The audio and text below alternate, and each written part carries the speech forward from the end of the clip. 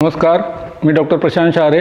आजचा विषय आहे पॉवर स्प्रेअर। याच पॉवर स्प्रेअर विषयी जर आपल्याला अधिक माहिती मिळाली तर याच पॉवर स्प्रेअर पासून आपल्याला दीर्घकाळपर्यंत चांगल्या प्रकारची सेवा मिळू शकते। तर हीच माहिती आज आपण घेणार आहोत। ही माहिती आवडली आपण हे लाईक करा, शेअर करा। तर हा आहे पॉवर स्प्रेअर। याच्यामध्ये 3 भाग आहेत, एक इंजिन असेंबली, दुसरे पंप असेंबली आणि तिसरी स्प्रेइंग असेंबली। आता आपण बघूया इंजिन विषयी थोडी माहिती। तर हे इंजिन आहे। इंजिन हे 2 स्ट्रोक किंवा 4 स्ट्रोक या प्रकारामध्ये असू शकतं। हे आहे फ्यूएल टँक, त्याच्यानंतर हे आहे रिकॉइल स्टार्टर, हे आहे एअर क्लीनर, हे आहे एक्झॉस्ट सायलेन्सर, कार्बोरेटर, त्याच्यानंतर ही क्रँक केस आहे आणि क्रँक केसमध्ये हे इंजिन ऑइल असतं। दुसरं आहे पंप। तर पंप असेंब्लीमध्ये याच्यामध्ये ही पंपची क्रँक केस आहे, याच्यामध्ये आतमध्ये हा क्रँकशाफ्ट आहे, त्याच्यानंतर हे प्रेशर रेग्युलेटर आहे, हे प्रेशर चेंबर आहे, याच्यामध्ये हा एक सक्शन पाईप आहे आणि त्याच्यानंतर हा एक डिस्चार्ज पाईप आणि हा ओव्हरफ्लो पाईप। स्प्रेइंग असेंब्लीमध्ये ही स्प्रे गन आहे, ही लॉन्स। तर कुठल्या याच्यामध्ये स्प्रे गन असू शकतं, कुठल्या प्रकारामध्ये लान्स आणि ट्रिगर कट ऑफ अशा प्रकारची व्यवस्था ही असू शकते। आता आपण बघणार आहे की साधारण इंजिनमध्ये काय कुठल्या प्रकारचे हे प्रॉब्लेम्स किंवा दोष उत्पन्न होतात। तर इंजिनमध्ये जे दोष आहेत त्याच्यापैकी पहिला दोष, रिकॉइल स्टार्टर मारला तरी इंजिन सुरू न होणे। तर याची कारणं जर बघितली तर पहिलं कारण असं असू शकते की याच्या फ्युएल टँकमध्ये पेट्रोल नाही आहे। दुसरं कारण असू शकते की पेट्रोल सोबतच याच्यामध्ये पेट्रोलच्या सोबत पाणी असेल।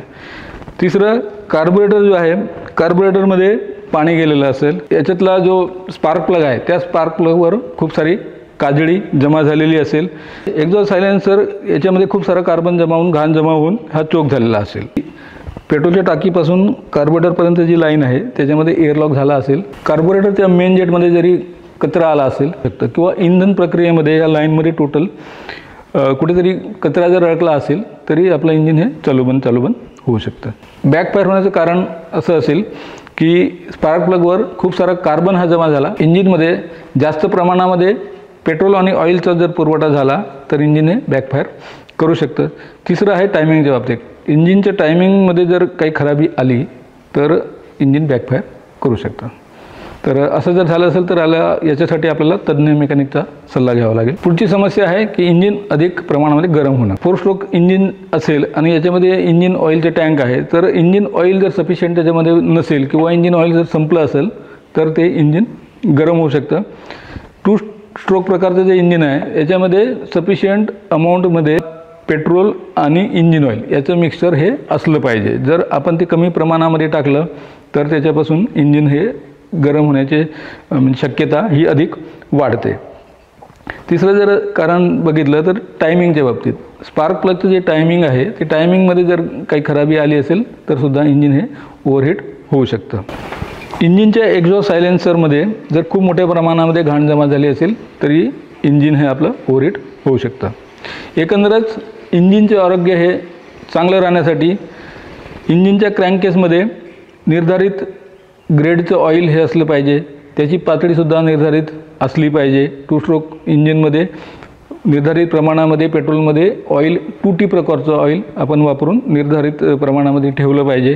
त्याच्यानंतर एअर क्लीनर आपला हा स्वच्छ पाहिजे, एअर क्लीनरमध्ये जे आतमधली जाळी आहे ती स्वच्छ पाहिजे आणि एक्झॉस्ट सायलेन्स स्वच्छ पाहिजे। हे आहे पंप असेंब्ली। पंप असेंब्लीमधनं जे काही लिक्विड बाहेर पडणार आहे त्याचा जो दाब आहे तो सफिशियंट प्रमाणामध्ये दाब बऱ्याच वेळा निर्माण होत नाही, ही आपली पंपाची समस्या आहे। तर याला कारण बघितलं तर असं असू शकतं की पंपामधनं कुठून तरी लिकेज आहे। एकतर याच्या सक्शन पाईपमधनं असू शकेल किंवा याच्यामध्ये जे 3 पिस्टन आहेत त्या पिस्टनच्या बाजूला याला ऑइल सील आहे आणि त्या ऑइल सीलमधनं हे लिकेज जर होत असेल तर पंपामध्ये आवश्यक तेवढा दाब हा निर्माण होणार नाही। जे पिस्टन्स आहेत त्या पिस्टनचे घर्षण होऊन त्याची झीज झालेली आहे खूप सारी, तर त्या झीज झाल्यामुळं याच्यातनं आवश्यक तेवढा दाब हा निर्माण होत नाही।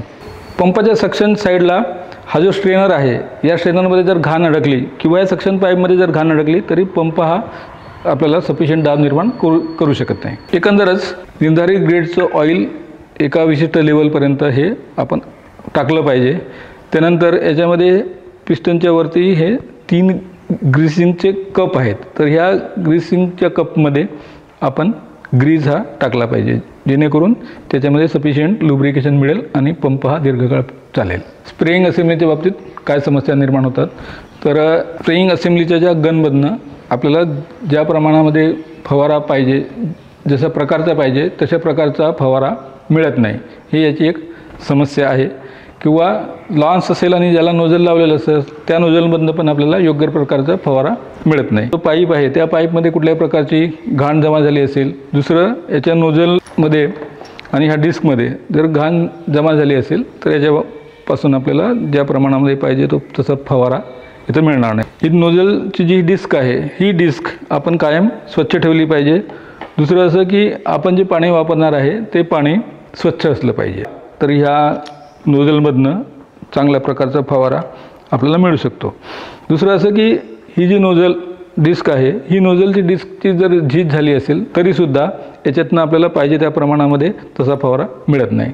तर महत्त्वाची गोष्ट की आपण स्प्रेइंग करताना नेहमी सेफ्टी किटचा वापर केला पाहिजे, नाहीतर आपल्या आरोग्याला खूप मोठ्या समस्या याच्यातनं निर्माण होऊ शकतात. त्याच्यानंतर महत्त्वाची गोष्ट अशी की हे स्प्रेइंग झाल्यानंतर ह्या यंत्राचे जे सुटे जेवढे भाग आहेत ते आपण स्वच्छ धुवून ठेवले पाहिजे आणि सगळी आपली असेंब्ली कोरड्या जागेवरही ठेवली पाहिजे, जेणेकरून ते पुढं गंजणार नाही आणि याच्यापासून आपल्याला दीर्घकाळ चांगल्या प्रकारची सेवा मिळेल.